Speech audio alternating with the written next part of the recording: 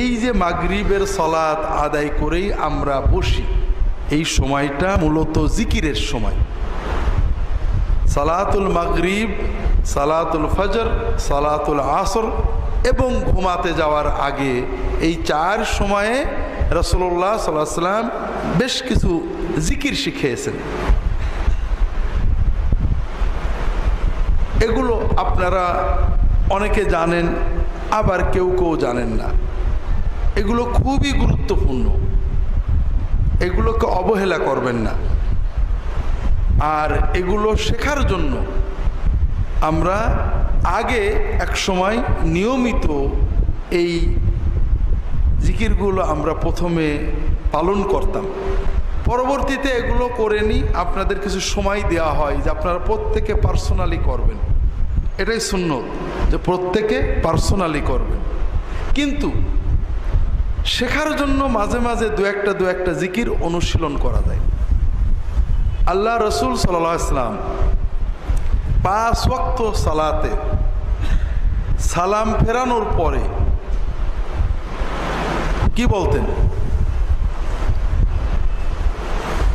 হ্যাঁ, মাশাআল্লাহ, এই তো অনেকেই জানা মানুষ আছেন। সালাম ফেরানোর পরেই তিনি 3 বার বলতেন আস্তাগফিরুল্লাহ, আস্তাগফিরুল্লাহ, আস্তাগফিরুল্লাহ। তার মানে আমি আল্লাহ তাআলার কাছে গুনার জন্য ক্ষমা চাচ্ছি, আমি আল্লাহ তাআলার কাছে গুনার জন্য ক্ষমা চাচ্ছি, আমি আল্লাহর কাছে গুনার জন্য ক্ষমা চাচ্ছি। এখন বাঙালি একটা সহজ হিসাব আমাদের আছে যে নামাজ পড়ে কি গুনাহ করলাম নাকি, যে নামাজের সালাম ফিরিয়ে আগে মাফ চাইলাম। একজন বাড়িতে ঢুকে দেখে যে তার স্ত্রী খুব কাঁদছে, আল্লাহ আমার গুনাহগাতা মাফ করে দাও, খুব কাঁদছে। তখন ওর মনে সন্দেহ হয়েছে, নিশ্চয় স্ত্রী কোনো অন্যায় করেছে আজকে, নিলে এত কাঁদবে কে, ধরে বউয়ের মাস শুরু করে দিয়েছে। তা আসলে বিষয়টা এরকম নয়। বিষয়টা হলো ছোট্ট বাচ্চা, তার মনে কিছু চাওয়ার আছে। যখন মাকে হাসি খুশি দেখে তখন সবচেয়ে জরুরি চাওয়াটা আগে চাই, মা আমার এটা লাগবে। আমরা যখন কোনো নেক আমল করি, বিশেষ করে সালাত আদায় করি, সালাতের ভিতরে আমরা যতটুকু আল্লাহর জিকির করি, প্রথমে যাই মনটা ছটফট থাক, শেষ দিকে এসে কিছুটা আল্লাহর কথা মনে এসে যায়। এই যে এত সুন্দর আমল আল্লাহকে খুশি করার জন্য করলাম, সালাম যখন ফেরাই তখন আল্লাহ আমাদের দোয়া শোনার জন্য প্রস্তুত থাকেন যে বান্দা কি চাও দিয়ে দেব। আর আমি কি চাবো? সবচেয়ে আগে আমার কি চাওয়া আছে? আমার সবচেয়ে আগের চাওয়া হলো মাফ চাওয়া, যে আল্লাহ আজীবন অনেক গুনাহ করেছি, আল্লাহ আমাকে মাফ করে দাও। আমাদের আল্লাহর কাছে অনেক কিছু চাওয়া আছে, ক্ষমা, রহমত, দয়া, টাকা পয়সা, অনেক জিনিস আমাদের আল্লাহ তাআলার কাছে চাওয়ার আছে। কিন্তু আসল হলো মাপ। যেমন মা রাগ করে আছে, মার মনটা যখন ভালো হয়ে যায় বাকিগুলো সব সহজ। আল্লাহ যখন বান্দার গুনাহ মাফ করে দেয়, বাকি রহমত, বরকত, উন্নতি যা আছে ওটা অটোমেটিক এসে যায়। কারণ আল্লাহ এবং বান্দার মাঝখানে বাধা হয়ে দাঁড়ায় আমাদের গুনাহগুলো। যখন আল্লাহ গুনাহগুলো মাফ করে দিলেন তখন তো বাকি আর কোনো বাধা থাকলো না। এই জন্য মুমিনের কাজ হলো, আমি নামাজটা পড়েছি, নামাজের ভিতরেও আমি মাফ চাইছি, আল্লাহুম্মা ইন্নী যালামতু নাফসি যুলমান কাসীরান, মাফ চাইছি। সালাম ফিরিয়ে এখন প্রথম কথা, আল্লাহ আর কিছু দাও না দাও, এই নামাজের উসিলায় আমার সব গুনাহ মাফ করে দাও। আর গুনাহ মাফ করা মানে সব এসে গেল, বাকিগুলো অটোমেটিক এসে যাবে। এজন্য রাসূলুল্লাহ সাল্লাল্লাহু আলাইহি ওয়াসাল্লাম নামাজের সালাম ফেরানোর পরে প্রথম যে কথাটা বলতেন 3 বার আস্তাগফিরুল্লাহ বলতেন। এরপরে বিভিন্ন হাদিস থেকে জানা যায় রাসূলুল্লাহ সাল্লাল্লাহু আলাইহি ওয়াসাল্লাম সালাতের সালাম ফেরানোর পরে কি বলতেন? আল্লাহুম্মা আনতাস সালাম ওয়া মিনকাস সালাম তাবারাকতা ইয়া যাল জালালি ওয়াল ইকরাম। এইটা বলা 3 বার আস্তাগফিরুল্লাহ, আল্লাহুম্মা আনতাস সালাম প্রত্যেকেরই সুন্নত।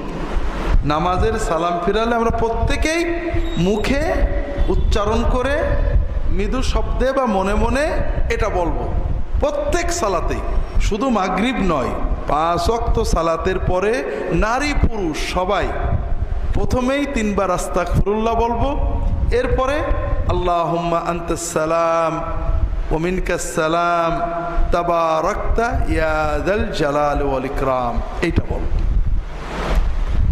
এরপরে রাসূলুল্লাহ সাল্লাল্লাহু আলাইহি ওয়াসাল্লাম অনেক দোয়া জিকির আমাদের শিখিয়েছেন। তার ভিতরে আল্লাহ তাআলার তাসবিহ সুবহানাল্লাহ 33 বার, আলহামদুলিল্লাহ 33 বার, আল্লাহু আকবার 33 বার অথবা 34 বার। আল্লাহু আকবার 33 বার বললে সর্বশেষ লা ইলাহা ইল্লাল্লাহু ওয়াহদাহু লা শারীকা লাহু লাহুল মুলকু ওয়া লাহুল হামদু ওয়া হুয়া আলা কুল্লি শাইইন দিয়ে আলা কুল্লি শাইইন কাদির এই বাক্য দিয়ে আমরা 100 পুরিয়ে দেব, অথবা 33 বার সুবহানাল্লাহ, 33 বার আলহামদুলিল্লাহ, 34 বার আল্লাহু আকবার পড়ব। এটাও প্রত্যেক নামাজের পরে আমরা পড়ব। এরপরে আপনি আগে পিছে করতে পারেন, প্রত্যেক সালাতের পরে আয়াতুল কুরসি পড়া। রাসূলুল্লাহ সাল্লাল্লাহু আলাইহি ওয়াসাল্লাম বলছেন, মান ক্বারা আয়াতুল কুরসি দুবুরা কুল্লি সালাতিন মাকতুবা লাম ইয়ামনাহু মিন দুখুলিল জান্নাতি ইল্লাল মাউতু আও কামা ক্বাল সাল্লাল্লাহু আলাইহি ওয়াসাল্লাম। যদি কেউ 5 ওয়াক্ত সালাতের সালাম ফিরানোর পরে আয়াতুল কুরসি পড়ে, তাহলে তার জান্নাতে যাওয়ার পথে মৃত্যু ছাড়া আর কোনো বাধা থাকবে না। যাদের আয়াতুল কুরসি জানা আছে তারা পড়বেন।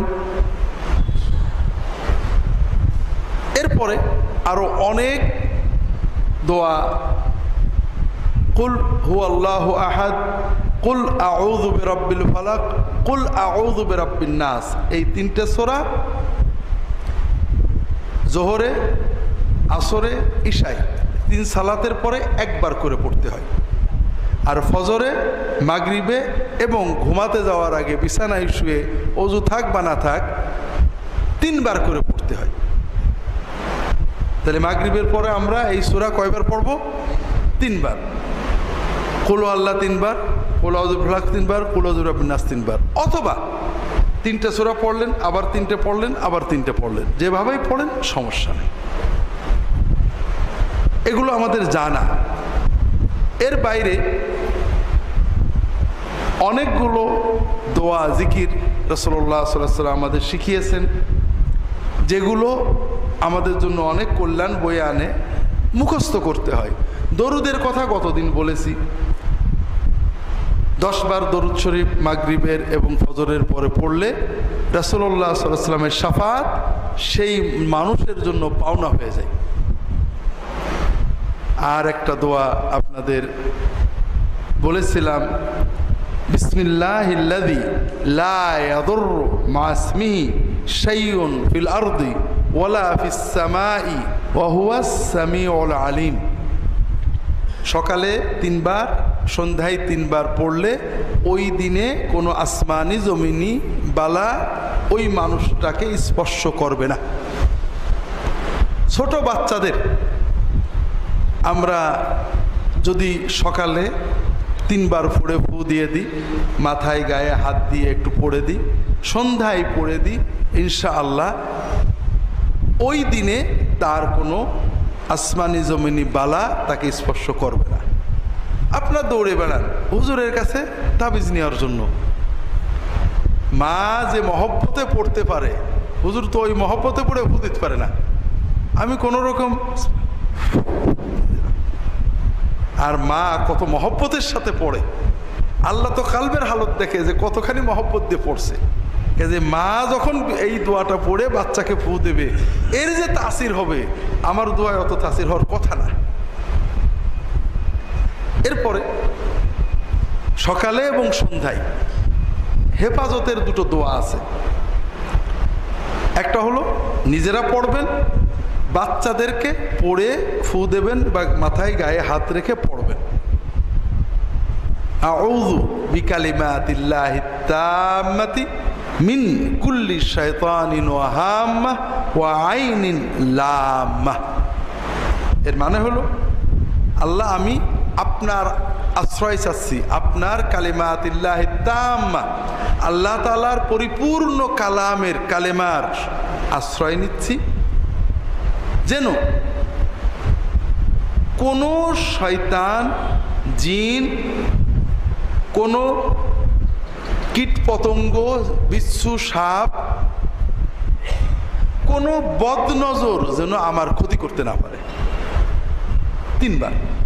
এবং ছোট বাচ্চাদের এই দোয়া পড়ে সকালে এবং সন্ধ্যায় 3 বার ফু দিয়ে দেবেন, গায়ে হাত দিয়ে পড়বেন। আরবিটা যদি উইযুকা এরকম বললে ভালো হয়, তবে না পারলে এইভাবেই পড়বেন, আউযু বিকালিমাতিল্লাহি তাম্মাতি মিন কুল্লি শাইতানিন ওয়া হাম্মাহ ওয়া আইনিন লাম্মাহ। এটা সকালে, সন্ধ্যায়, ফজরের পরে, মাগরিবের পরে নিজেরা পড়বেন, বাচ্চাদেরকে পড়ে ফু দিয়ে দেবেন বা গায়ে মাথায় হাত রেখে পড়বেন। বাচ্চাদের যখন ফু দেবেন তখন জোরে জোরে পড়বেন, যেন বাচ্চার কানেও কথাটা যায়। ফু দিতে পারেন অথবা গায়ে হাত দিয়ে পড়তে পারেন, সবই এক। সন্ধ্যার সময় না, রাত্রিবেলায় অনেকেই খারাপ স্বপ্ন দেখে, বাচ্চারা ভয় পায়। এর জন্য রাসূলুল্লাহ সাল্লাম একটা ছোট্ট দোয়া শিখিয়েছেন, নিজেরা পড়বেন।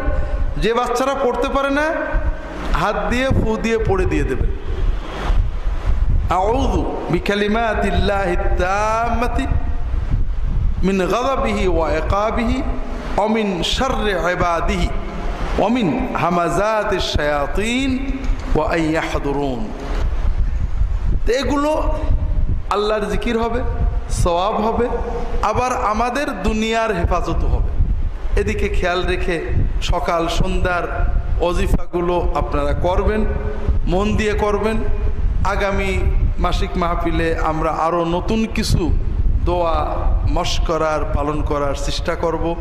আল্লাহ তাআলা তৌফিক দান করুন, আমিন। আমাদের সামনে রমাদান আসছে।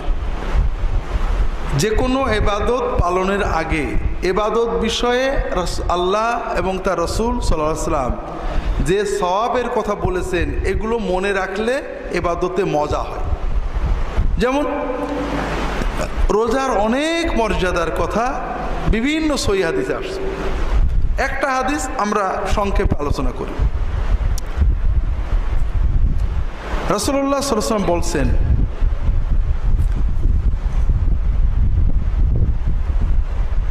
আল্লাহ তাআলা বলেছেন, কুল্লু আমাল ইবনে আদমা লাহু ইল্লা সাওম ফাইন্নাহু লি ওয়া আনা আজজি বিহি।